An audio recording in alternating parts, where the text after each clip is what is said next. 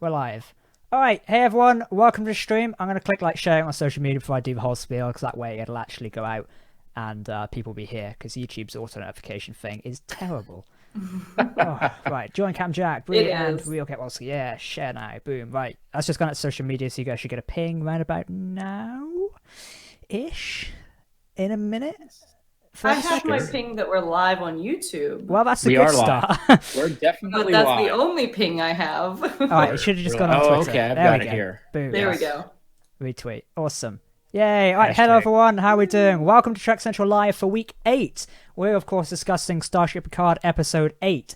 I did just say Star Trek Picard, not Starship Picard. We're discussing starships as well, probably at one point in this live stream, as someone will obviously mention the Enterprise with Verity, but we won't go into that straight away. Anywho, episode 8 Broken Pieces aired on Thursday or Friday if you're international viewers, like myself. So we're going to be discussing that today, all the interesting quirks of this episode, and of course, within the first 30 seconds, probably a bit of speculation about episode 9, as we always do. We should really start doing like separate streams, like right after for speculation in episode 9. That way it would we can just get it all out there. Yeah, I'll be up at 2 a.m. I'm fine. I can power through at 2 a.m. We'll do the streams at my mind's most wild. 9 a.m. in the morning when it's just literally after it's aired. Immediate speculation. IRC style. That's it. Listen, no one's going to work anymore, so everyone. Yeah, we might as well just all stay up and watch Star Trek nonstop, do constant live streams. Sounds like a great idea. Self-isolation. Tell us your best episodes. Well, if you had to watch like one series, I'll start this question off while we're still prepping. If you had to watch one series on repeat, like while for a couple of weeks, what would it be out of all the Star Trek there? What would it be? Brie, you tell us. My DS9. DS9, okay. DS9's been my favorite. I will it wasn't one I liked the first few episodes, but once that story started to pick up, I was like, this is amazing, and I fell in love with it. DS9, top tier. Okay, and Nick? If I had to pick a series to watch repetitively over and over and over again, I would actually probably go with, it's a toss-up, but I would go with TNG. I'd probably stick with Next Generation. Good. Yeah. I'm going to go for the controversial a opinion. A plot line. I was going to say Enterprise or Voyager, oddly enough. Because I almost said Enterprise. So did I. That was the toss-up. It was either Enterprise or the Next Generation. It's secretly between Enterprise and DS9, depending on what kind of mood I was feeling. Like, did I want to pay attention or do I just want to have fun? Watch me cause immediate controversy. It's secretly because I want to listen to Faith of a Heart on repeat for hours on end. I've been kicked out of a Trek community. No, no. Just because all of you screw with me all the time, my brother, you guys, all with your Faith of Heart fandoms. I was like, you know what?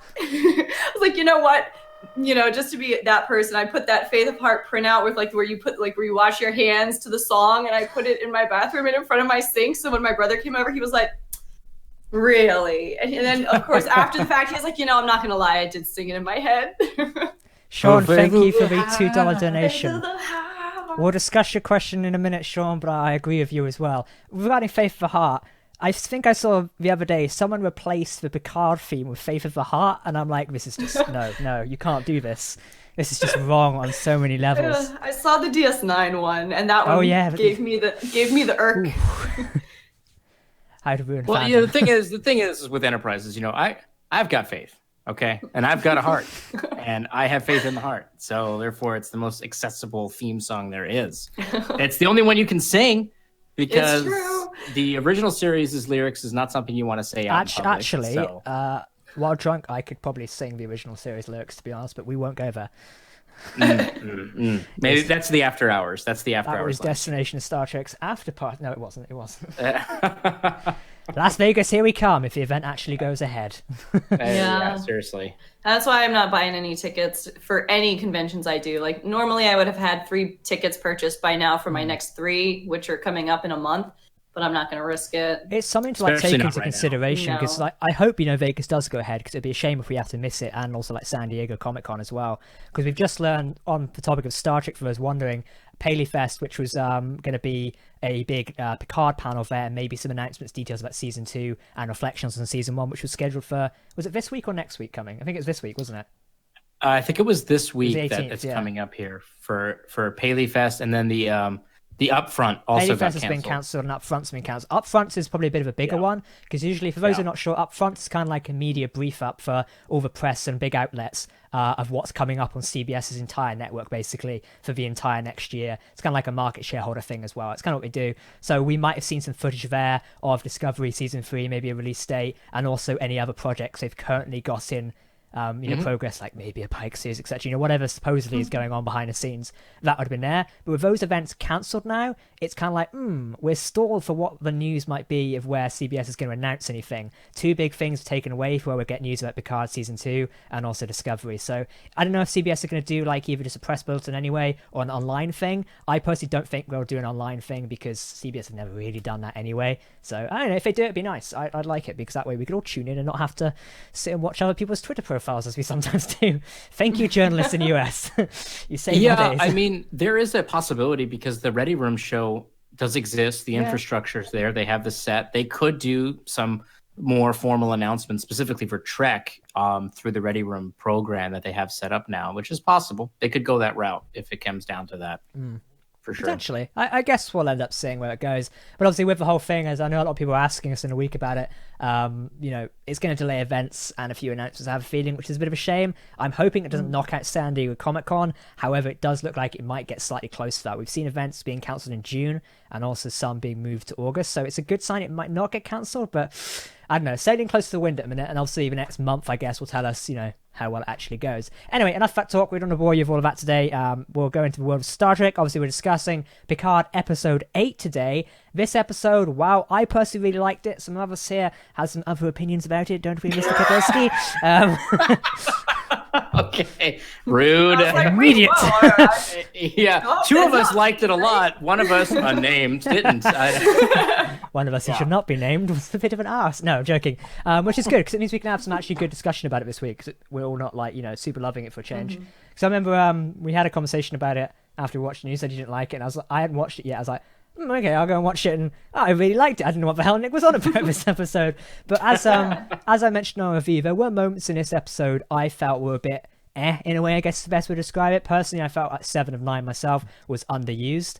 For those wondering about my background, I've got a green screen of the Enterprise D bridge. I've not put the last screen on it just yet. I'll get round to it. We'll put something else there. Put a Borg cube or something. Next week, someone can remind me. But I really liked this episode. But speaking of Borg cubes, I felt the whole Borg cube thing was a bit underwhelming and it was just bolted on for extra effect. How did you guys feel about Seven's appearance in this thing? Because it was hyped up as a big thing. She'd be back, for the rest of the series. And it's alluded that she'll be back in episode 9 and 10. But I just feel like she was underused for this. What about you guys? Why don't you start us off, Brie?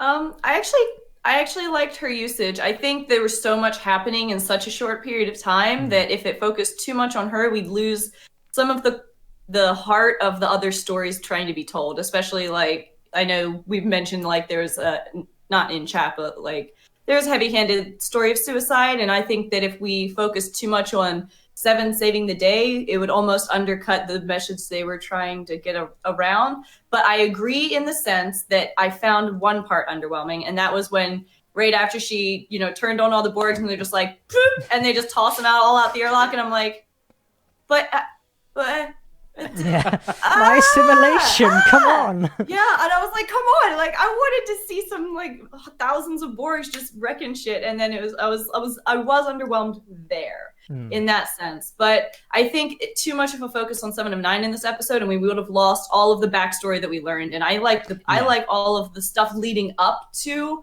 a lot more. I personally like the story that was told, and I think we would have lost some of it if we focused too much on 7, as much as I absolutely worship her. So I agree with you there. I'm hoping they use her more in the following 2 episodes though, because I think we got to find a way for them to get back anyway, so there's going to have to be a heavy focus. Hopefully, like you say, the backstory was a core. The plot set was the core of this episode, rightly so, because 9 and 10 look to be almost like a 2-parter in a way. Episode 8 looks to be setting of like foundations for the final of the series, so episode 8 was needed. So I guess the episode 8 was always going to be a battle of what they could fit in a time period, and I know we have to make cuts and stuff like that. Michael Chabon has already mentioned they've had to make cuts of what was in this already, so they are on like a time limit, so it's a bit of a shame. But again, what we learned this week of like Rios and also the Abomination, however the hell you pronounce that, So admonition. Thank you, admission. You get my point. Yes. What we learned about that was fantastic. I love the hologram scene. All of that was good. It was just a shame, maybe some of Seven scenes were cut in favor of that. But like I say, it's a really hard job, and I wouldn't like to be in their position. It's like, do we include more Seven of Nine, or do we cut things about our new characters? Do we honor the legacy character too much, or do we include too much of a new? It's a hard balance, and it's a really hard one to where do you draw that line. I probably wouldn't know. I'm guessing a lot of other you guys wouldn't know. But Nick, what did you think of Seven's whole shindig in this episode? So I would attack. So I want to say one thing is two things actually. One, I didn't hate this episode. I didn't say that. I just didn't. Well, I want to clarify it so everybody knows. I did not hate this episode. I just didn't love it as much as the other ones, and I thought that some changes to the structure of the episode could have made it a lot better. Yeah. And two is, and I saw a lot of people in the chat already say this, and it's happened earlier on my live stream as well, as people were under the assumption that all of the XBs also got blown out into space. That is not what happened. There are XBs still alive on the cube because we saw them attacking Narissa before she got beamed out onto the Romulan fleet. So I just want to clarify that. What's up? I said plot armor to the 10th degree. Yeah, exactly. Yeah, Narissa's plot armor saved her from the XBs who are still on the Borg cube. Not everyone got blowed out into the space. That looked to be primarily just the drones that got blowed out. We don't know what happened to them just yet. So what did I think of Seven?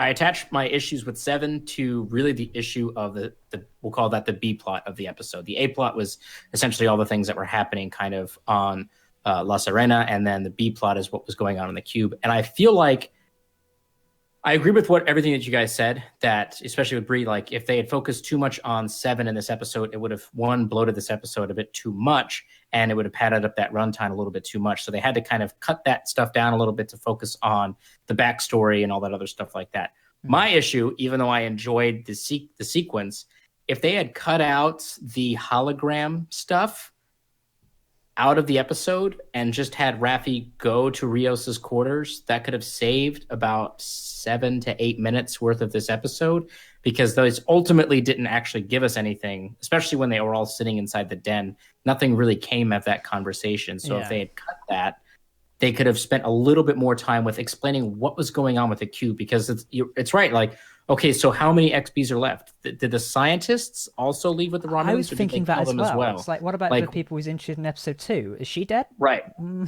Right. Who are all those people that were wearing the gray suits? Did all of the Romulans leave? Were all the Romulans in cahoots who were, I guess, connected to the new Romulan free government? But I thought that this was a Tal Shiar operation, but it looked like all of the Romulans left.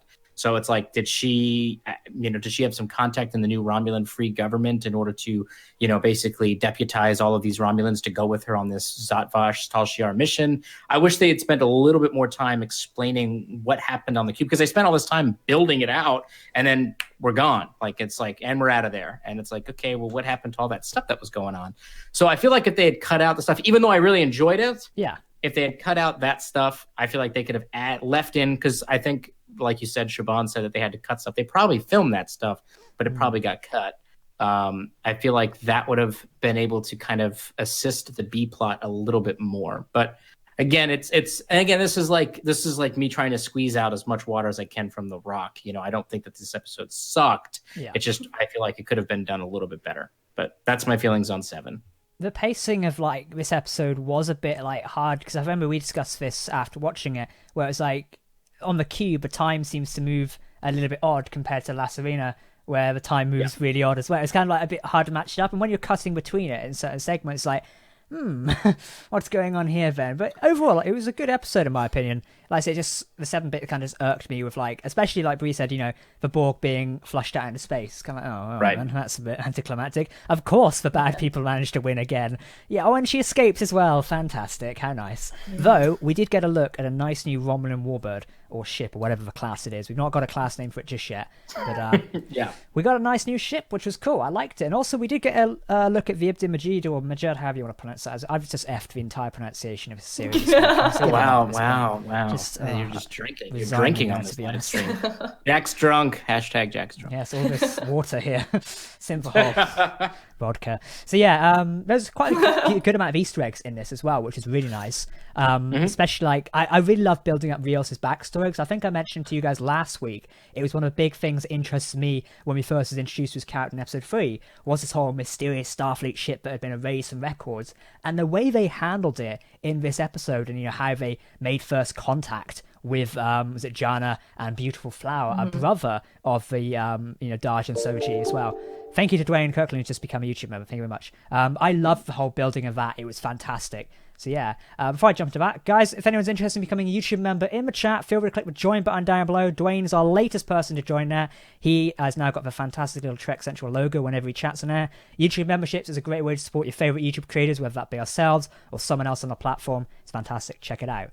Anyway, guys, I'm going to hand it over to you in a minute. What did you think about the whole Rios storyline, particularly how it was revealed and what happened to his captain and the starship, and how basically he is suffering, from, what is it, PTSD, in a manner of speaking, I guess, because it is explained in this episode. What did you think about it? I'm going to let Ket go first. Awesome. All right, let me bring the chat down. I'm probably gonna get really, I was just about to say, I'm probably going to get really depressing, so I'm just going to let you go first. Let me find the violin in a second. Sorry, guys.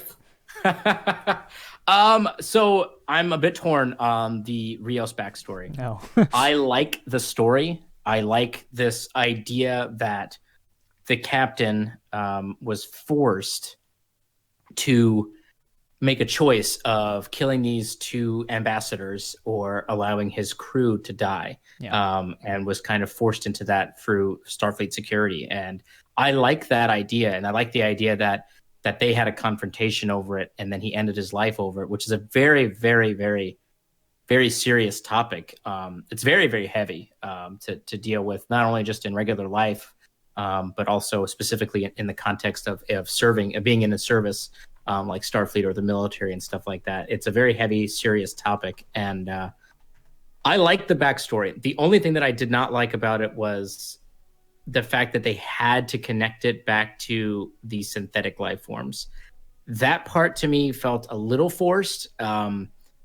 It felt a little forced and a little unnecessary. I know this entire show is kind of dedicated to try to keep everything as super connected as possible, but I don't think that was something that absolutely needed to be done. I feel like they could have given Rios' own backstory. I think the concept, in my personal opinion, I think the concept of his captain committing suicide is already a sufficient backstory to his character, especially when you consider all the information surrounding his relationship with him, who he considered his father, who then committed suicide. I think touching it into the Soji synthetic lifestyle plot line, I think actually detracted a little bit from the seriousness of what occurred in that sequence. I feel like they could have achieved that whole situation between Rios and his captain without the addition of the synthetic life forms, and I think that could have been something rather serious and topical to talk about. So, but that's how I feel about it. Brie, before you do begin, let's answer Amir's quick question. Thank you for your $10 donation, Amir. Thank you for your support on the live stream. Enjoy us here every week. It's greatly appreciated. He says, in regards to the Conclave of 8, which we did learn a lot more about in this episode, the Takon Empire were known to move stars more than 500,000 years ago. However, Raffi's 200 to 300,000 years estimate coincides with the destruction of the Iconian homeworld. This is a great thing to bring up, and it's something we've been discussing quite as well. We are planning to make a video on ancient empires and who had the power to move stuff around and fiddle with the universe, should we say, for lack of... It sounds funny when I say it like that. Anyway, yeah, we're making a video on that. We'll discuss more of that at the end of the stream when we talk about episode 9. I know many of us, including me and Nick, have got many theories on who the hell's playing with stuff. I personally would love Iconians because I'm a big fan of them. But we'll discuss it at the end of the stream. Thank you, Amir, for your donation. Brie, on the topic of what we were speaking about of Rios' captain, how do you feel about that? Yeah, I actually connected to the backstory a lot. Because when I was in the service, I did lose my dad to suicide, and so anytime, and I've brought it up before that like Star Trek really hits like some really hard spots sometimes, and they've hit on suicide before, but this one was just like it hit like everything, and so I really like how they did it though, because it wasn't like they gave all this backstory to build up. I agree with Ket in that I think maybe tying it into the synthetics was a little bit of a stretch. And I also kind of called that one almost as soon as she beamed on board and I saw how he looked at her and I was like, okay, he's seen her before. And the only way he would have seen her before is if he saw one of the other clones or sisters. But yeah, no, I Yeah, I definitely relate to Rios a lot more than I did before. He lost a father figure, but I lost a father during time in service, and it really it weighs on you. I would say that's probably the biggest reason I'm not in the military anymore, is because it was hard. It was hard for people to understand what you're going through when you lose someone, and it's hard for people to kind of grasp just how it affects you unless they've gone through something like that. And of course, like, you know, having experienced that, I also went through my little turmoils of, you know, like you said, a lot of people in service kind of suffer with PTSD and depression. And so, yeah, the topic of suicide is definitely a hot button topic. And I like the way they approached it, because they didn't do anything that was like overtly graphic. Like, I would have been a little bit, like, I know a lot of people like the whole, you know, trigger warnings before show things, which, I mean, I can see the first scene, some people would have gotten a little bit upset by that one, but I think that had they done flashbacks during when Rios was talking, that probably would have got me a lot more. Like, seeing it happen while he was talking is probably what would have done it for me.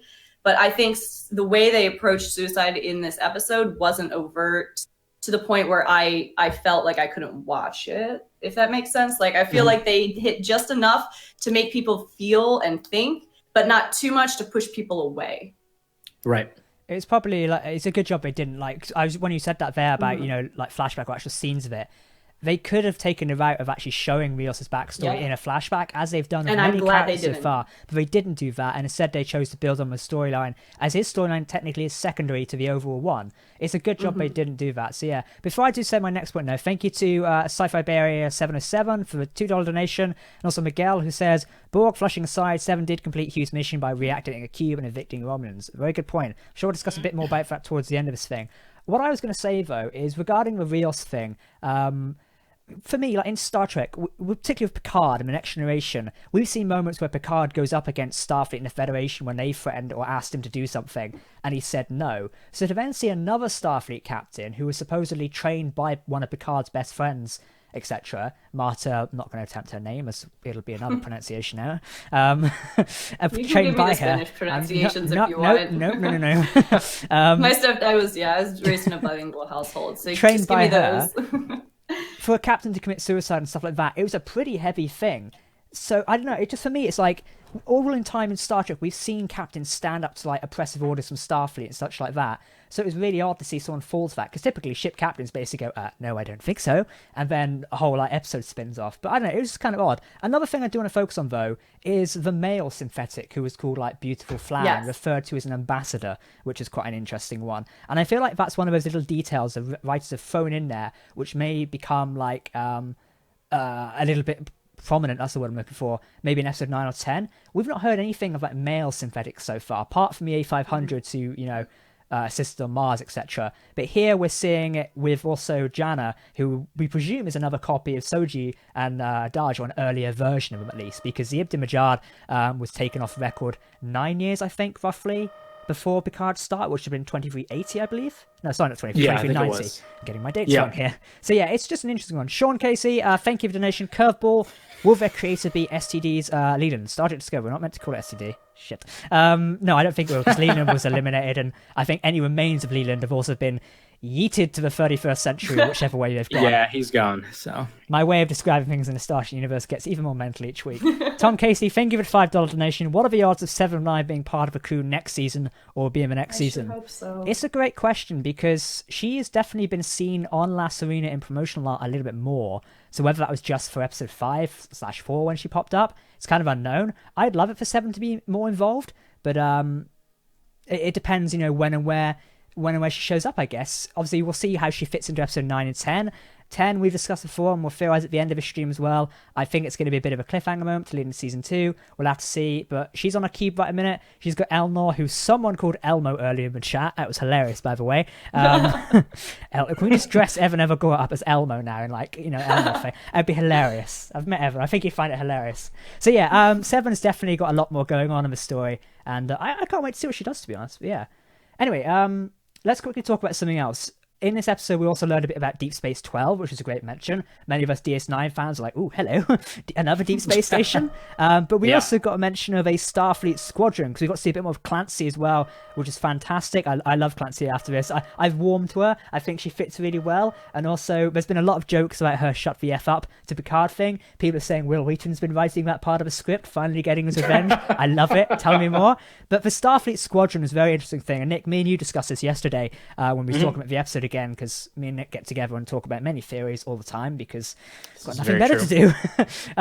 Also very true. Yes, the Squadron Idea, and we're going to discuss this in a second. I'll just answer Dennis's donation. Dennis, thank you for the donation. Does anyone think they're going to attempt to retcon Soon's creation of B4 Lore data as part of a bigger story tied into the word I can't pronounce? How does it say again, Nick? Admonition? Abdonation? Thank you. Admonition. The two of you. Admonition. There we go. Admonition. Yeah, admonition. Sorry, I don't have my glasses on. It's that's okay. Yeah, okay. We'll blame the glasses. You know, Likely story. Likely. When we was doing scripts a while ago for TC, Dom will tell you this. He's not here tonight, so he can't tell you, which is good. We wrote continuity in a script, and for about an hour I had to sit there and was on the verge of crying practically because I kept trying to say continuity in a script and couldn't pronounce it whatsoever. I was having like that a happens to mental me breakdown. sometimes when you guys give me a script and I sit there and I'm there for like 30 and I'm like head in hands like, why can't I say this word? I say it all the time any other time, but sometimes I physically cannot. Sometimes it'll be two words right next to each other and the way they sound together, I'm like it was like with yesterday's like details video, I basically gave up halfway through, and I'm sorry if I ever watched that and just like died halfway through with my pronunciations. But I got halfway down then, somebody not naming names didn't put any pronunciations for certain words, and I was like and just gave up after a while. But yeah, let's discuss whatever I was talking about, the Starfleet Squadron. Nick, we had a few theories about this, so I think you should take this one away. Starfleet Squadron. What do you think about that whole idea? It seems to be set up for something else. So the Starfleet, there's a couple things with that. Is the calling it a squadron was a weird term, I thought. It does imply the concept that there may be fighters associated with this, not just starships, or maybe like a starship. No, not a band of Discovery shuttles. Yeah, well, we got a lot of those digital assets. Okay, we're using them, baby. I think that I'm feeling right now, I feel like it was just a word that they put into the script without caring too much about the specifics of what a squadron means in terms of context. Because we've heard different terms before in Star Trek. We've heard, task force, armadas, fleets, groups. We've had these different terms before. So I don't think that they cared too much about it. I think it was just a word that they used to imply that there would be many ships, but not necessarily enough for it to be a fleet or an armada. But I do think that this obviously at the end of episode 8, we don't go to Deep Space 12. We go towards Soji's homeworld through the Borg transwarp conduit. But I do think that that was a setup for an eventual arrival of Starfleet vessels. And we're going to see some Starfleet ships either in episode 9 or perhaps at the finale. Please. Maybe do some kind of massive battle. I know we're not going to get to theories yet for 9 and 10, but that's what I think that was placed in there for, to kind of set that up for the finales. I think that's why they put that. Mm-hmm. All I'm saying, how they're going to find them is beyond Verity. me, so. Enterprise E, maybe a bit of Voyager, some Defiant, we mix it up a little bit. I would love to see Come on, Voyager CBS. So this week, an NX-01 refit. Columbia class. The Captain Nog ship. Out here. Yeah, exactly. The Titan. Let's get Riker on there. Admiral Janeway leading it. Come on now, CBS. If you want to hire me, please don't. But it would be hilarious. Starfleet Squadron and Borg Cube joining forces. Yeah, basically a battle of Sector 001. Apart from them not shooting at each other. Tough little ship, eh? That's going to be good. I really hope we get a moment like that. So somebody sent this theory into me this morning, which I don't think is going to happen, but it was an interesting conversational piece, which is that if the Starfleet squadron shows up at the synthetic planet and the Romulans are there and Starfleet shows up and the synths are on the planet, like they're thinking, what if Starfleet isn't going to attack the Romulans and they're going to uphold their ban of synthetic life and they're going to be like, no, we're going to bomb the planet with the Romulans and we're going to destroy it. Well, not necessarily betrayal, but they're sticking with their guns on, we're not joking around, like no synths. I and would that say includes that, these people. because we discussed yesterday when we was having a chat about theories and for episode 9 and such. We was basically saying that, you know, Picard has spoken to Clancy via hologram and they've, you know, traded jabs as per usual. But he's informed them. But I don't think they didn't make it clear in this episode because of probably time constraints.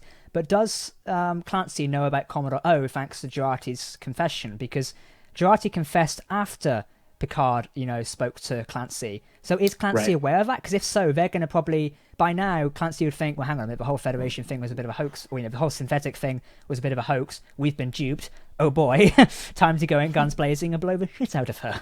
So I don't know. It feels like there's a little bit of a disconnect there. So Starfleet have never actually been the bad guys in this series. I think that's been a bit of a calculation by people. Starfleet they've been painted to have made a wrong choice, but to say Starfleet / the Federation are the bad guys in Picard, I would say is personally incorrect based off of what we know.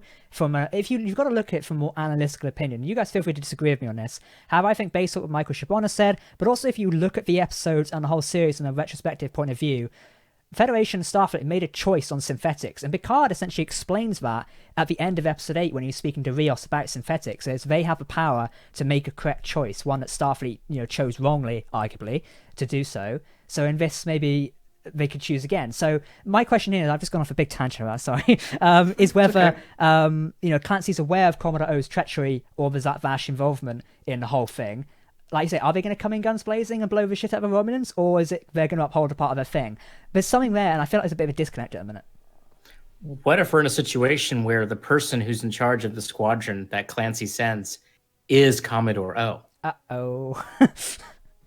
Because you're right. I don't think she knows. She's security. By the time after he talks to Clancy, that's when Picard finds out that O is the one that poisoned Agnes's mind. So what if she's the one that shows up? Well, that's not going to be good. Hang on a minute. Those aren't Starfleet ship. Oh, no. That rescue ship looks a bit weird. It looks Romulan. Yeah, I don't know. I hope that's not I don't think that'll be the case. That would be, I think the intention is to show that the Federation aren't bad. It's they made a choice, and in retrospect, they did it out of fear, which is kind of goes back to Picard's speech, which is they made the decision out of fear and they were played by that. I think what I'm thinking is going to happen is the fleet will show up, provided it's not led by O. I think it's going to show up and have the option of not allowing the fear to control them, and they're going to make the right call this time and try to protect the synthetics. That's what I think. I don't know about you guys. They need a really good commander, maybe a Janeway or Riker or, you know, someone else. They need like a good admiral. I'm thinking Worf, man. Or Worf. I mean, Really? if they want to chuck in, I still think Enterprise E, no. Enterprise F, though, under the command of Worf. Fantastic choice. I was packing away my model of the Enterprise F this evening, so, you know, any time. Just chuck it in there, and Hugo Moss can sell me another one, please. That's it. So, Brie, what did you think about Brie? the Starfleet Squadron? Yeah. I had a very similar thought. I started naming off like, oh man, who could be in the squadron? I also thought Janeway for a while because I was like, okay, Borg is involved. Janeway's the leading expert on the Borg. Like they would, and it's sevens of all Borg, so like it would be a perfect matchup.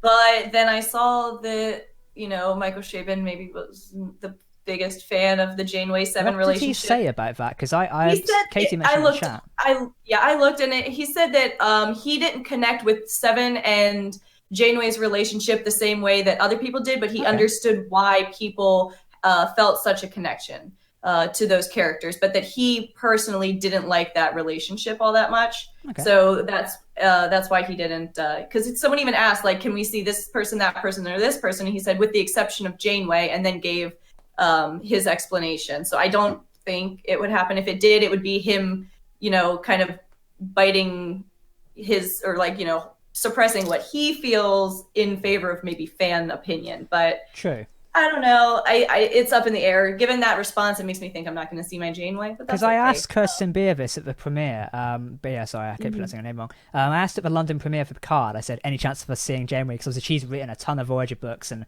is arguably the expert on post Voyager, etc.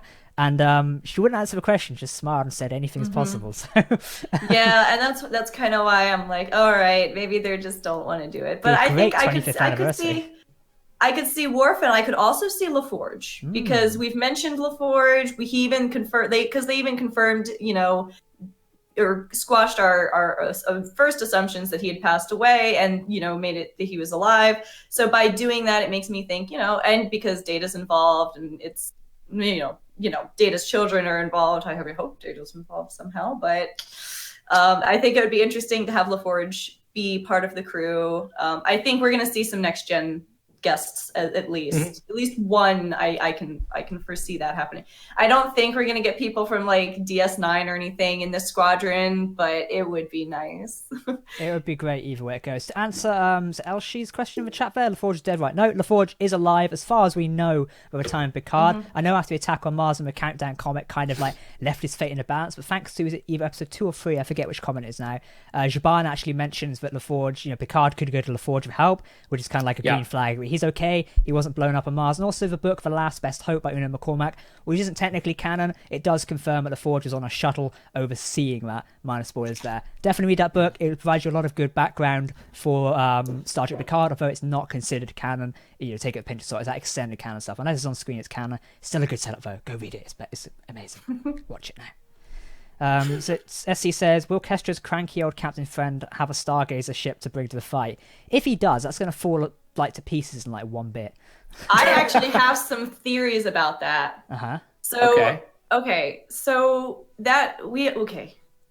that Captain Crandall is either someone who we already know and is just using a different name, or is someone who's gonna, I think, be brought into the story in some way, because that compass that Soji was given that was broken immediately works once the Borg warp conduit opens, which means that in some way that compass is synced or searches out those Borg conduits. That would mean he either knows about them, or has like been around them. He has to have some kind of knowledge in order to have this compass that goes towards the Borg. I don't think they would just put that there just for visual, like, oh, she's going home. Like, I think there's got to be some reason that compass immediately started working when that conduit opened. So I think that Captain Crandall is going to come into the story somehow, and he's either going to be someone that we know with just a different name, or he's just going to be a new character that's going to somehow work into the story. John and Gavin in the chat and Eric have just said perhaps Captain Crandall is Q. Begun the Q theories have. Quick, Nick, take it away. That's right. I'm already excited. Here I am. It's possible. We don't know enough about Crandall to say yes or no. The only reason I would lean towards no right now is just that Q has a habit of messing around with Jean-Luc. He does not have a habit of messing around with the Rikers. And I don't know how long they've known Captain Crandall, but I think it would be a little jacked up if he was just hanging out down at the Nepenthe bar while the Troys and the Riker's son died horrifically on their farm, and he didn't do anything to help them. I don't like that kind of concept. That's why I don't really think it's Q. I think it's somebody. I don't even think we're going to get an answer in this season. It's not going to be this season, I don't think. No, I think that's a season. I think that potentially is a season 2 setup in some regards. I think that they're planting a seed there that we're going to come back to later. That's what I think right now. I don't think that's going to have anything to do. I think those are seeds that they're trying to plant in our minds. And for all we know, there could be more, but I think that's an obvious season 2 setup. So that's what I think. So no to Q. Yeah, I think, I don't know. I guess we can step on a bit of speculation now, as we're roughly 40 minutes into this, as I know we're all chomping at the bit. One thing before I do want to go, by the way, is they mention in episode 8 the civilization which left behind the warning of the 8 planets, which is a great little cinematic flyby, by the way. Hats off to the VFX team. What is it? I was going to say, this species, they supposedly wiped out after their synthetic life passed a threshold. Now, the way this is pictured, Nick, we were talking about this yesterday, is the species were wiped out after their synthetic life passed a threshold. I'd have to watch it again, and the chat may have to help here, but I'm pretty sure it mentions that synthetic life passes a threshold, and then the entity came and wiped them out. It didn't mention the synthetic life wiped them out. I was a little confused by that too. But it's 2 separate conversations, because I just watched it, I'm not kidding, like 40 minutes before our stream. In one sentence, they say, why would they want to do this? To give a warning. That was when they first were talking about it. And then it wasn't until later that it was even brought up that, because in the first part of the conversation, they were talking about the threshold. Mm-hmm. It wasn't until it was Rafi and them sitting around that she said something shows up. So it was in two separate conversations. In one conversation, it was Girardi and Picard, and it sounded like it was a literal threshold for the androids. In the other conversation, when they were all sitting at the table, Rafi says someone shows up. And so now I'm a little confused by that too, because the two separate conversations give me two separate ideas of what could be happening. Is it the androids, or is it like, are we going full Reaper with this, like Mass Effect? And are the Reapers going to come out? And because I've been thinking that, and I'm not kidding. Like I was like in the shower, like, God, this has happened twice. Like there's two separate conversations. Is it the androids, or are we getting a Reaper situation? And so I've been questioning that. Like this is the stuff that keeps me up at night right now. It's like, which of these situations is it? Because they have given two. And so that I'm very unsure of. A lot of people have been making the comparison of Mass Effect, and I feel bad for Michael Chabon in the way, because he's been like, I have no idea what Mass Effect is. Like you got the Geth references with the AIs rising up as their leaders. You've got the something big is coming to wipe things out. The ships look similar, but hey, I'm not complaining because Mass Effect is my favorite series. Oh, I love Mass Effect as well. So please give me anything related to Mass Effect. It was a great little thing, and I don't know, because the idea of synthetics rising up and destroying things is very BSG in a way, and they've really knocked themselves into a corner, because I've been rewatching BSG on YouTube last weekend, because I love the music from it. Because BSG, the whole thing, sounds rise up and basically kick the shit out of the humans multiple times, twice basically. And then in Mass Effect, it's like once all species reach a technological threshold, the Reapers are triggered, everyone flies in, is like, no, and the whole, basically, the galaxy gets purged and it starts again. Really, the phrase, all of this has happened before and will happen again, really applies to all three series at the current point in time. Miguel, thank you for your donation there for $5. Got it. Captain Crandall's beautiful flower. Anything's possible. I don't think so, though, because those androids were destroyed. So yeah, it's I don't I agree with everything that Brie said. It's not clear in the episode what the issue is. I think my personal thought right now, and I know we talked about this last week, and I think we keep talking about this, which is my theory right now is that when somebody touches that device and goes through their admonition, I think that whoever the user of the device is gets a specific interpretation of whatever that device is trying to say. I think when you have the paranoid, super secretive, clandestine Tal Shiar operatives touch the admonition device, they get a message in a context and interpret it in their own way.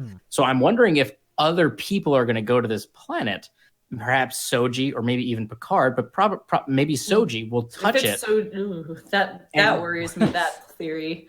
Well, I think that what I'm thinking is that depending on who touches it, they're going to get a different interpretation of whatever this warning is. And I'm wondering if the warning isn't so much that once AIs reach a threshold that they're going to destroy everyone, or that, a mystical being from on high is going to come down and destroy everything, or whatever it is. I'm wondering if it actually connects back to Picard's speech in some ways, where the warning is, if you don't treat these synthetic life forms with the proper respect and care as a normal or organism would need to be treated as, then there's a likelihood that it's going to end badly. And maybe that's the lesson. It's not like a specific, like, hey, if you do this one thing and you do this, and then just these beings are going to appear, the Reapers are going to come out of nowhere, wipe out all organic life.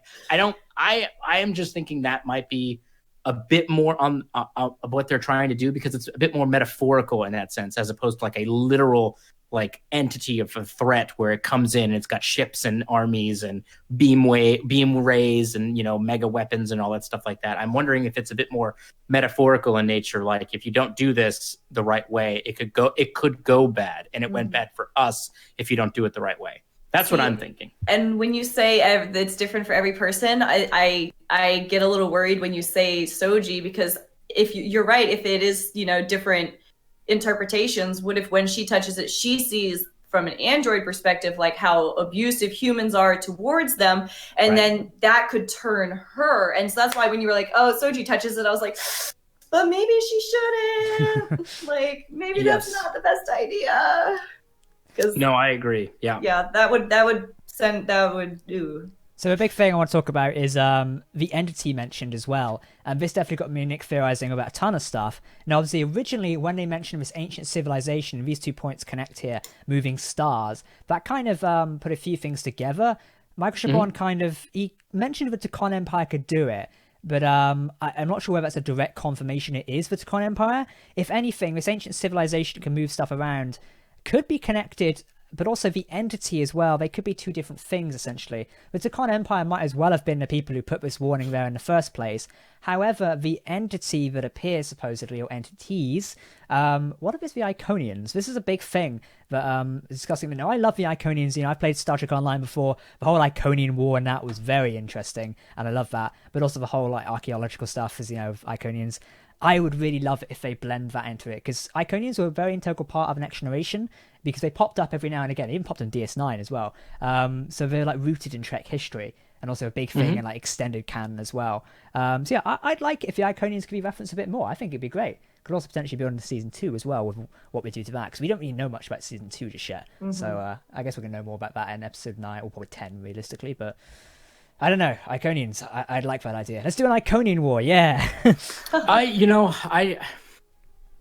The thing is, what's weird is the Iconians would have the technology to build that warning, would have the technology to move the suns, would have the right time period to set up the warning and say, okay, we were the race that was destroyed because of synthetic life forms. Yeah. But it doesn't. What would have arrived that caused the Iconians to be destroyed? That one kind of leads me to believe that the other way is the correct way, based off of the Iconian theory, which is that it wasn't an entity that arrived to destroy the Iconians. It was the Iconians' creations that destroyed them internally, and then they revolted against them. Because I don't think at that time period, 200,000, 300,000 years ago, there were other races just banging around the quadrants that could destroy the it wasn't like that back then, from what we know in Alpha Canon. So it's possible that that's the direction, being that it was an internal thing that happened with their synthetic life form creations, and that's what kind of occurred, and there was a revolt of sorts. But yeah, I don't know yet. Or it could be somebody. It could be totally different. It could be a totally different species. True, we are clutching at just bits of canon anyway. But with what this series has done, it's made a lot of references back to past Trek. So naturally, we are correcting it to assume that this entity or this species are something we've heard of before, because of how much Trek is linking, or Picard is linking to other iterations of Star Trek. It makes sense for us to think, hang on a minute, I think we've seen that somewhere before. Brie, the chat are asking an important question: are you drinking soup? I am not drinking soup. It is my Kona coffee. There we go. I've seen we 3 comments. We had this discussion before we started. We did. They were like, "Are you drinking soup?" I was like, "No, it's my coffee. It's UCC. It's my Kona coffee. It's the only place. It's delicious. Don't judge me."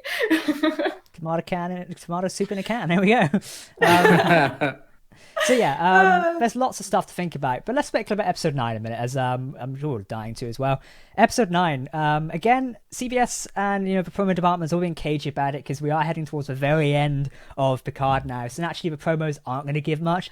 This week's Ready Room clip was okay. It was just showed them in the transwarp thing again.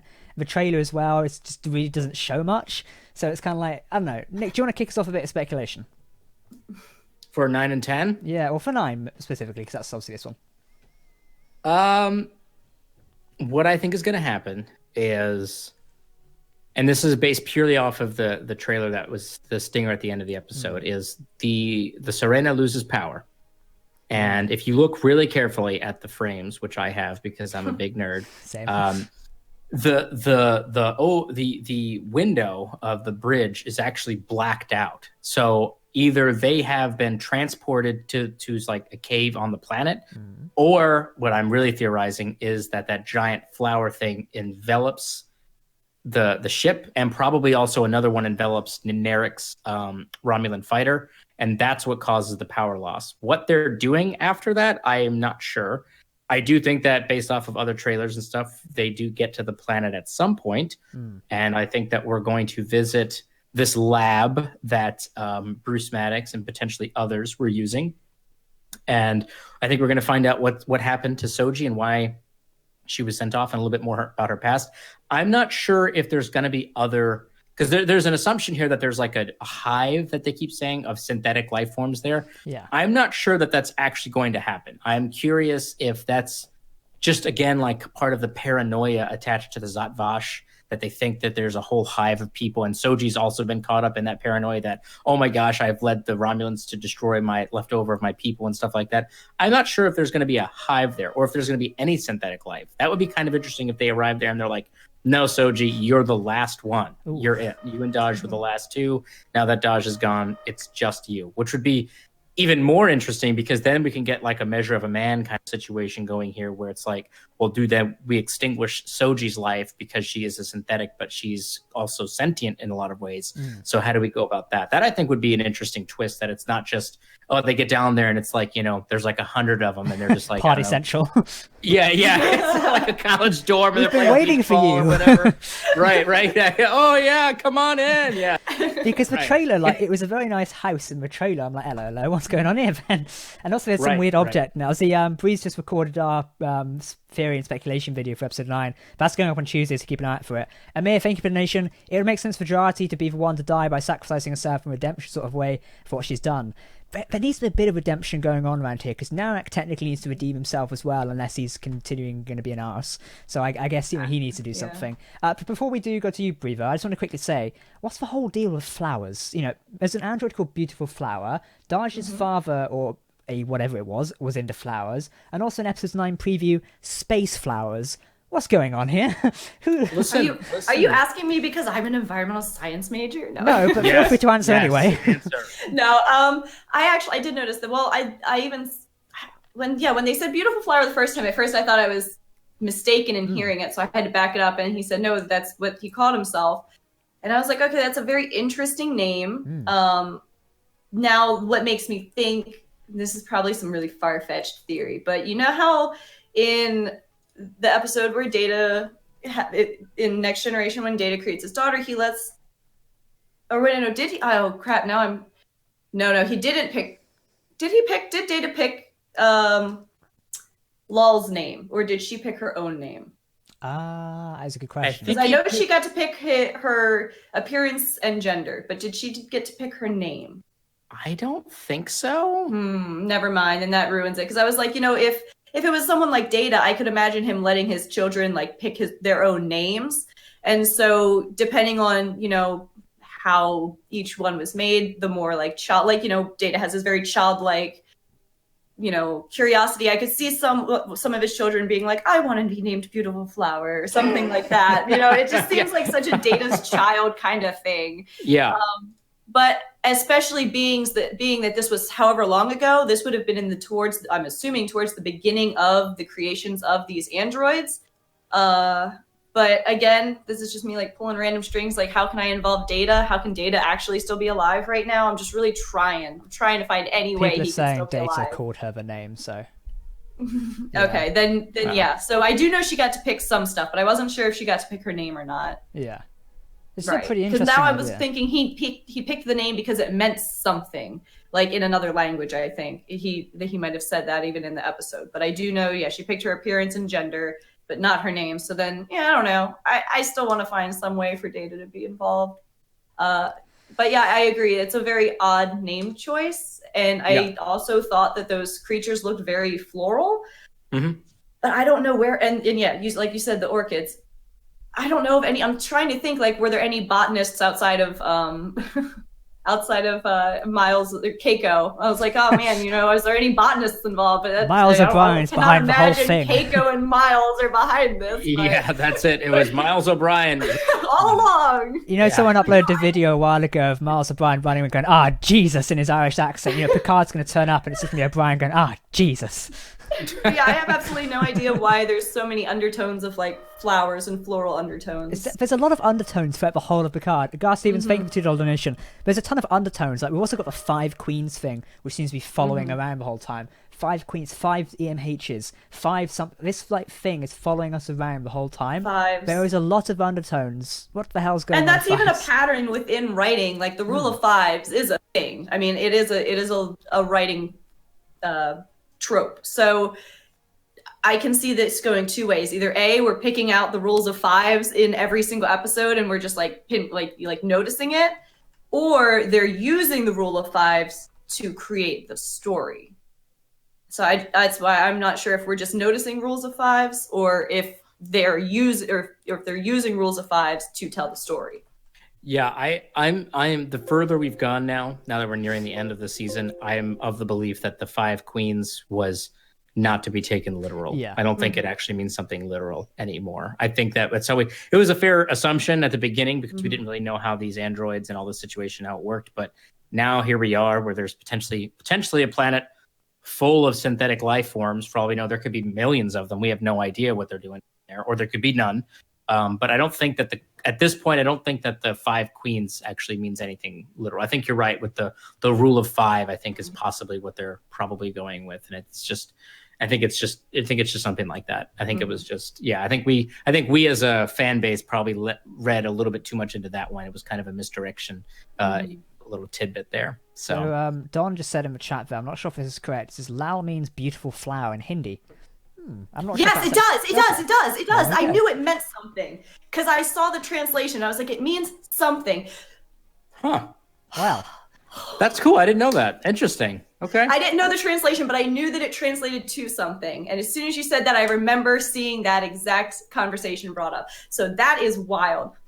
Wild. Maybe Data somehow. I'd love it. Please. Yeah, Picard's just going to beam down. I love Data's him gonna so much. He's on my keychain. I can't not get excited about this. Like, I love Data. Picard's going to beam down. Data's like, I've been waiting here for 20 friggin' years. Where the hell have you been? Yeah. Look at the dust. Yeah. I'm going to just double check, but I'm pretty sure that chat is correct. Okay. And I mean, that's what else chat is saying. Would love to see Miles. I'd love to see Miles back in it. I think that'd be great. I love Colmini. He's a great actor. What I want to say really quick though is back to that comment that was sent in. I do think right now that Agnes is going to sacrifice herself because her character, as of this moment, only has one resolution, which is she's going to jail for the murder of Bruce Maddox, which is a really lame end to her character. Yeah. The best way to end her character would be to self-sacrifice herself, possibly even for Soji, the person that she was sent out into the quadrant to go and kill. She may self-sacrifice to save her in some regards as kind of a completion of her arc, because otherwise when Starfleet shows up and they go back to Earth, they're just going to arrest her for the murder of Bruce Maddox. So we did get a little overexcited. It does not have the word flower. It's beloved, precious, darling, but it's still names that are very, like, I don't know, very literal meanings. But does have a close resemblance. Yeah, they're very literal meanings. Like, and like I said when we mentioned, I think I don't remember who I was talking to in our Trek Central chat, but when I looked up the translation of Soji in Japanese, it means administrator. It's normally a male name, but it's a name meaning that translates to administrator. Okay. And she worked in an administrative position. I bet you if we start doing this with other names, we're going to start getting a lot of like kind of matches. We've seen in Picard so far that the names of everything seems to relate to something else. Like we had Vigresson, which meant something. Then Nepenthe reveals like healing, or it reveals something like that, or like sorrow. All these names that have been mentioned like relate to have like a deeper meaning in a way. Before you answer that, Miguel, thank you for your donation again. There's another thing that Jati should have been kept in a brig or confined quarters after having confessed to a murder. I don't think I have a brig on board, unfortunately, but yeah, I probably thought, let's not let her go near the synthetic person who she's just admitted to, she's murdered the creator of. Well done, everyone. But yeah, I think the name thing is interesting because even if it's not the direct, beautiful flower, it's beloved or precious, and then the other names are very related in that sense. So I can see this tying in somehow. It's interesting, very interesting. I mean, one thing I would focus on. A whole episode just on like meanings and stuff. I feel like after we finish Picard, we're gonna have a ton of stuff to like dig through and sort of analyze and retrospectively look at, because there's definitely like deeper writing. I see a lot of comments online. It slightly annoys me a bit when people are going, the writing of Picard isn't that good. And then you look at things like this, where I just notice Nick sigh heavily when you notice things like this, where you've got hidden messages and hidden themes engraved deeply through names and stuff like that. To me, I take that as a sign of excellent writing, and also I'm really enjoying the story so far. So yeah, I think that someone saying so much death in Starship Picard. I wouldn't say there's so much death in it. I think it's just more in your face rather than other series. If you watch like the first season of Voyager, a lot of people die and that just getting sucked at airlocks and stupid things like that. And I think pretty sure one bloke gets his face ripped off. You know, it's kind of that was a very horrific episode, might I add. Yeah, I was gonna say in Next Gen you literally have someone's head explode. So and GG Picard and like things. Yeah. But in not just someone's head explode. Picard and Riker shoot him so much that his head explodes. They just zap him and then he explodes. That's it. Yeah. Then in DS9 they genocide an entire species, but hey, too violent. Yeah, it's too violent for me. I don't like it. I think it's because you know it's more in your face in modern sort of like Star Trek in a way. Maybe it's more high definition as well. I guess it could be argued, but I don't know. Well, we talked about a little bit this, and I think the last stream and the stream before that, which is the contextualization of the violence is different. Where previous shows of Star Trek have dealt with violence and kind of like that's something that's happening over here, and it's kind of in this context of a family-friendly kind of television show. So it's not played up in that way.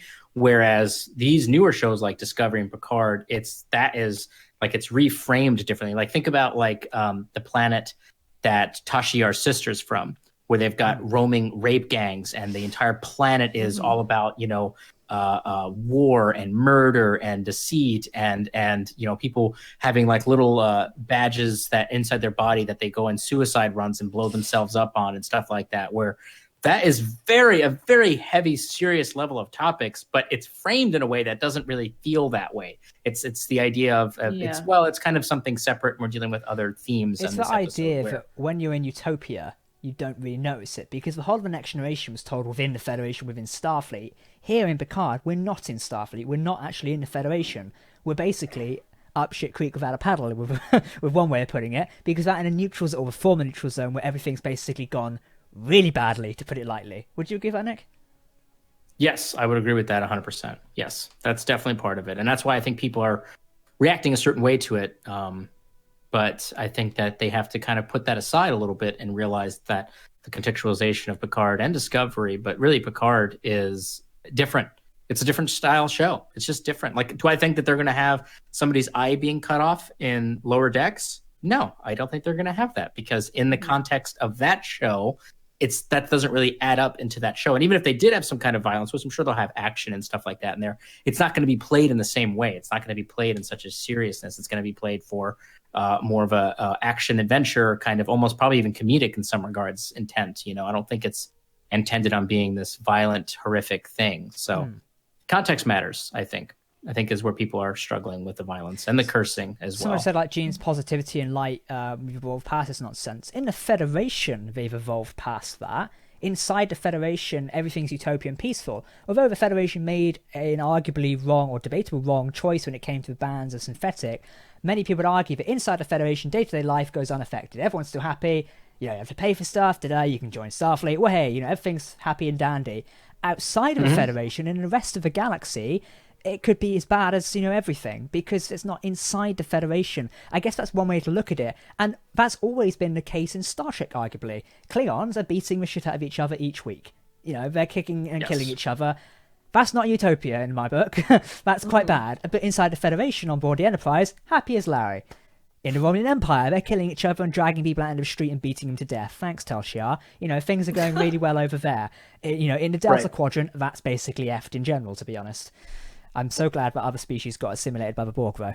Up there, you know. What are they called again? I actually, I had this theory for a long time ago of an idea of what a cool spin-off of a Star Trek television show would be, which would be like a crew of people similar to that, like Guardians of the Galaxy or whatever, where they're not a part of the big, they're not a part of the Federation.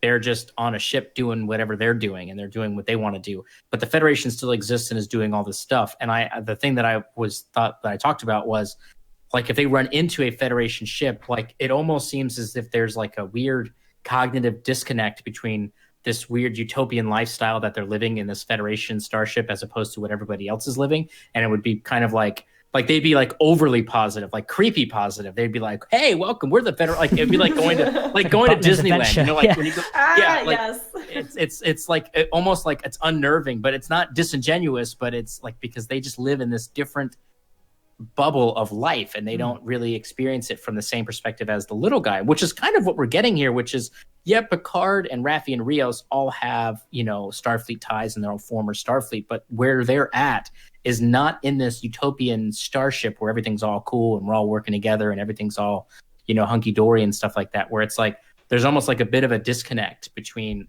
that realm and where we are on that ship, which is kind of cool. I think is a kind of unique perspective to have. I think it's something that... I was gonna say, someone in chat said kind of like Firefly, but Star Trek. In some regards. Like Firefly has some of that kind of thing where it's like this band of ragtags under the... But then again, in that show, there's a little bit more malicious, or malicious. Than the Federation. But then again, from an outside perspective, they might be seen that way. Like, it could just be how it's being painted. So that would be an interesting series to see. Yeah. Someone said Starship Picard warns what happens. Michael says Starship Picard warns what happens when space exploration discovery is observed by the ideology of fear and military might for defense against presumed threats in a state of potential allies. It's a good way of looking at it, because arguably the Dominion War was a massive shake-up for modern Starfleet because they hadn't seen a war that big. I think if we trace it back to either Klingon Wars or the Romulan War itself in the early days, or the 4-year war. So therefore, Starfleet right to be scared and concerned. And when the synthetic attack, which basically ended Mars full stop, happened, anyone in the right mind would be scared, because you've taken out a planet so close to home, not very long after a giant war kicked off and ended. Mm-hmm. So naturally, anyone would be like, ooh, this is a little bit concerning. Yeah, no, it is, and obviously beyond the fact that it's obviously a representative of people's reactions to certain events that take place in modern times, whether it be a terrorist attack or what have you, that okay, now we're going to marginalize a group of people just because someone who's associated with that group of people are now our enemies. A very similar situation that happened like here in the United States, where we built internment camps for U.S. Japanese citizens because we were at war with Japan, and we were blaming Japanese people in the United States for what was going on. And we built a distrust and some regards hatred for people of that descent just because they were associated with another group of people that were similar to them. And it's obviously that's the kind of connection that they're going with, is like, yeah, the A500s on Mars acted that way, but as far as we can tell, that was the only place where the attack took place. But they dismantled synthetic life everywhere because they were concerned about any kind of an attack. And it was the fear that led them to that instead of trying to do the right thing, which is kind of the lesson I think we're kind of learning here, which is why I'm curious to see what happens in these final episodes. If instead of a huge gun battle, are we going to get like a Measure of the Man situation where Soji and maybe a few other synths, or maybe just Soji, has to then advocate for their right to exist as opposed to just letting the fear run them, run the Federation's decisions. So it's going to be quite interesting. It's going to be quite interesting there. For sure. It's really going to be interesting to see how it plays out there. And the whole, I don't know, the ending of this series is really going to be interesting. And you can tell CBS and that are keeping it tight to their chest. It feels like it's too soon. Yeah, it does feel like it's too soon. I feel like I need way more than 2 more episodes before this show's or before this season is over. Someone else mentioned earlier, because of the whole virus thing we discussed at the very start of the stream, I wonder if, there's going to be a knock-on effect for filming Picard Season 2. That was due to start in May, I believe, off the top of my head. Was it May, Nick?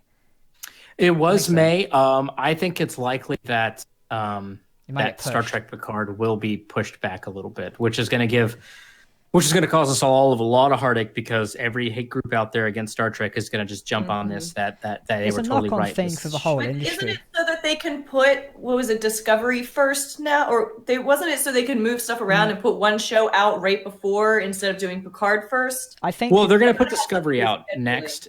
But the production of Picard Season 2 is probably going to be delayed because of Corona. Okay. That's just a likely thing that's going to happen. They've not announced it yet, but given CBS are cancelling events... And then this is different than what I saw a few weeks ago, because I thought I was under the impression that was doing a scheduling thing so that things would line up really nicely in progression over the next year or so.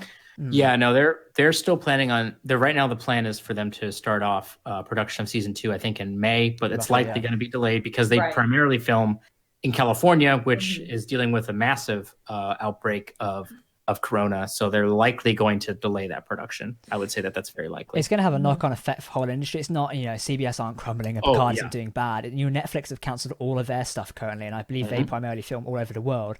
So it's a big thing for the entire industry, and unfortunately it's going to set people back quite a lot. Good news though, for those wondering, I read this announcement earlier today, for those wondering about the short treks and where you can view them in the UK, they are being released on DVD and Blu-ray soon. No idea where you can get them just yet. They are coming out in June. This is on StarTrek.com. I will presume you can buy them via Amazon, etc. They contain 9 short treks. Those are the first 5 released in the Discovery, which include like Rain, is it Rain Johnson? I forgot what he's called now. Ryan. What's his name? I've watched him The Office today and I can't remember. Yeah, Ryan, etc. Playing Harry Mudd. They contain all those ones. Also, Calypso, fantastic one, which Michael Chabon wrote. Sorry, Rain Wilson. Rain Wilson, there we go. I thought it was. And then also, they contain the 4 short treks for season 2 of them. They just don't contain the Picard time one, which is a bit odd, but a bit of a shame. That's coming out on DVD and Blu-ray on June. No official date yet. We'll keep you updated via our social media. It was announced today. So international viewers, this will be your chance to watch them. Why they're not on Netflix, I don't know. It could be that they're saving that tie-in one for when they release Picard on DVD. Potentially. I agree. It could go like that's probably what's going to happen. Don't you find it interesting? Especially... sorry, go ahead. No, after you. I was going to say, especially considering the fact that it's essentially the very first flashback sequence that Picard and it tells you basically what the whole series is based upon, which is the synth-attack on Mars. So if you didn't have that kind of background information, the rest of it would be like, wait, when was their synth-attack on Mars? So I think that they're going to add that short trek into the Picard DVD release, just so that people have that backstory right there. Yep, I agree. So one thing I just wanted to bring up, because I know me and you like discussing this, Nick. Notice how originally Alex Kurtzman said the short treks should be released on Netflix. They said this at a panel last year, I think. Was it in October or some after that? He said it would release them there, or it might be one of the premieres. However, now it appears they're coming out on DVD with no mention of Netflix whatsoever. Would you think that CBS might be moving away from Netflix for like a distributor of international stuff? We've discussed this before, and to outline this to people in the chat, not a bad thing whether they are moving away from it. It could just be a business deal, but given how Amazon have performed with Picard, could be an interesting indicator of where future Star Trek series might find themselves. I've talked about this extensively on my channel. I think that when the decision was made to move Picard to Netflix, and I still think this stands, but I think that the streaming wars are just starting to really, really heat up right now, and things are going to start dying off in the next couple of years.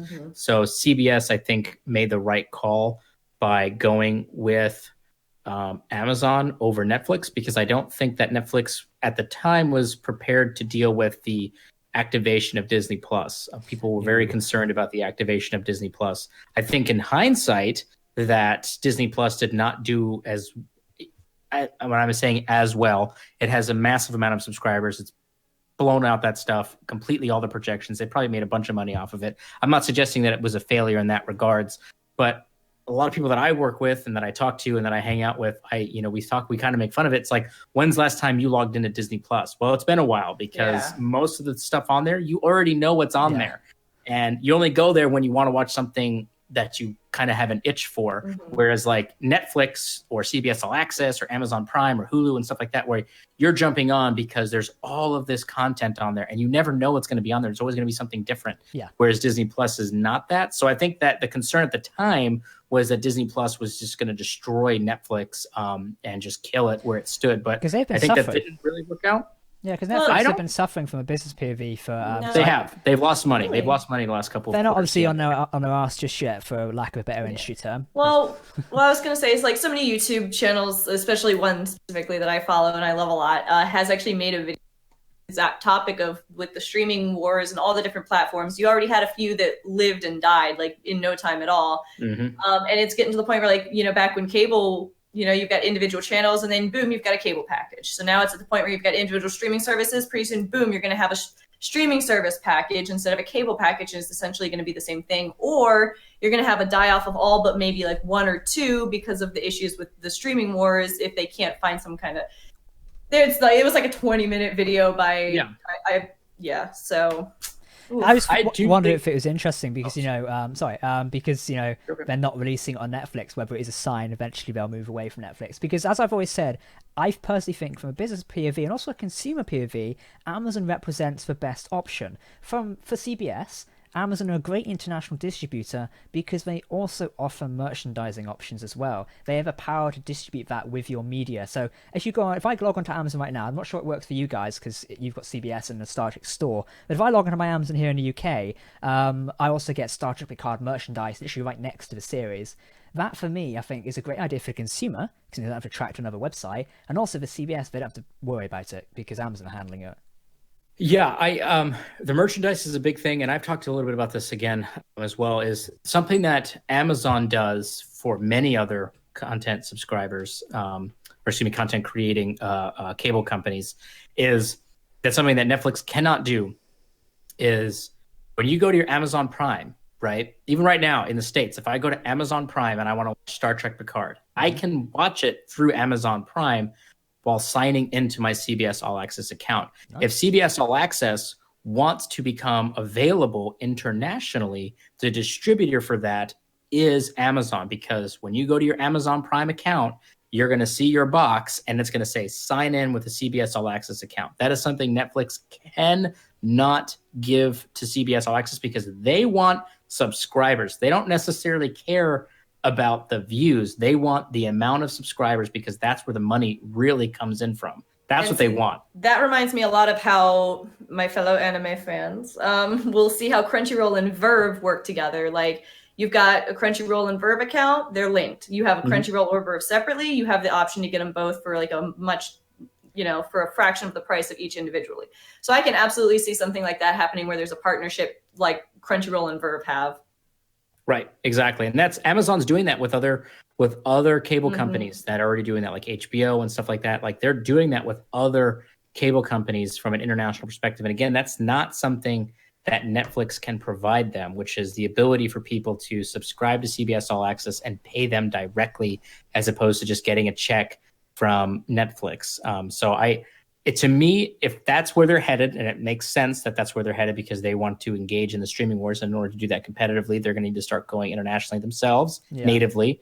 And the best way to do that is through Amazon being kind of the facilitator, the gateway, so to speak, back to CBS All Access. And that's where I think they're headed. So that's why I think they made the change. It was just what an interesting thing, and I wanted to bring it up because the announcement today kind of just got me thinking that it's like, we're seeing something here. And obviously, I guess time will tell when the next series is announced, whether that be Section 31, when it eventually gets an air date, if that films, or our rumoured Pike series, or one of the other series that's supposed in development. Whenever that series gets an actual distributor confirmation, and if it's Amazon, I'm pretty sure that'll concrete confirm what they're up to. Right. Hopefully, for international distributors, CBS don't offer it to the highest bidder, and I have to go and subscribe to some other platform, because that won't be very impressive, because it is kind of expensive, and I'm sure many of you in the chat can agree subscribing to multiple different things.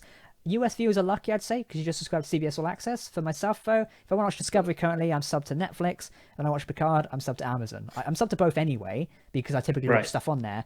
But the bills does rack up after a while. It's kind of like, I don't really want to pay for it. And obviously, when Disney Plus comes out, I probably won't sub to it instantly, because there's nothing I want to see on it, because I've already seen The Mandalorian, don't ask how.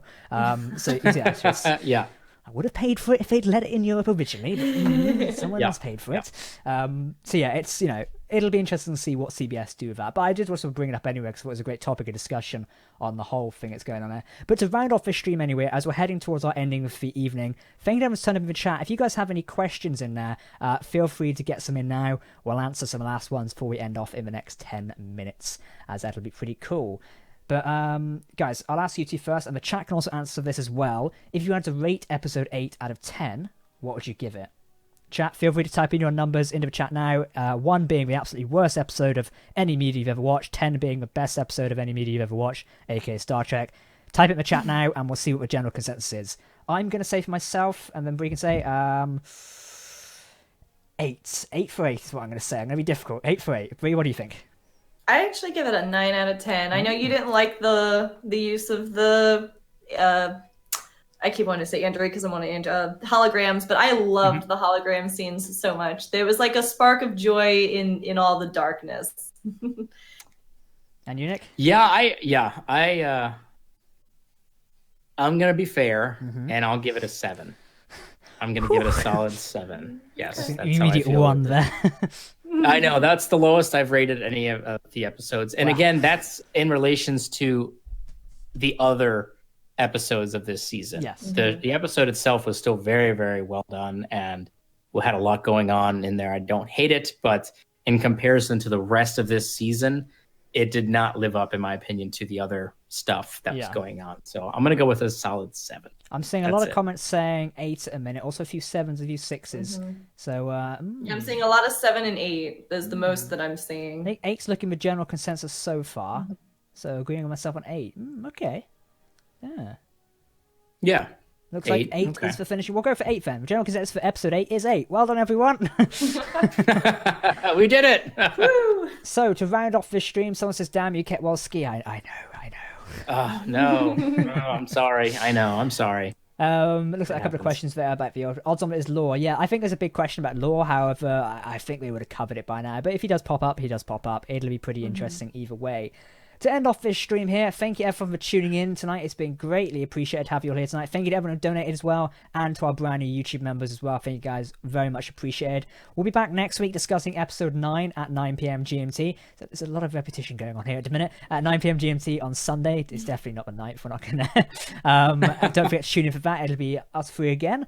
And I think it's going to be pretty cool because episode 9, we're going to have a big discussion next week because it'll be 1 week before the ending episode of Picard Season 1. And I'm pretty sure we'll also follow episode 10 out with a live stream as well, which we might be doing something different for and getting a few other people on to discuss with as well. So keep an eye out for that. But yeah, thank you very much everyone tuning in tonight. I've been, of course, Captain Jack, your great host. And I've been joined by my excellent co-host as well, Mr. Ketwolski and Miss Brie. Awesome. If you want to follow any of us on Twitter, you can head over to Trek Central's Twitter account.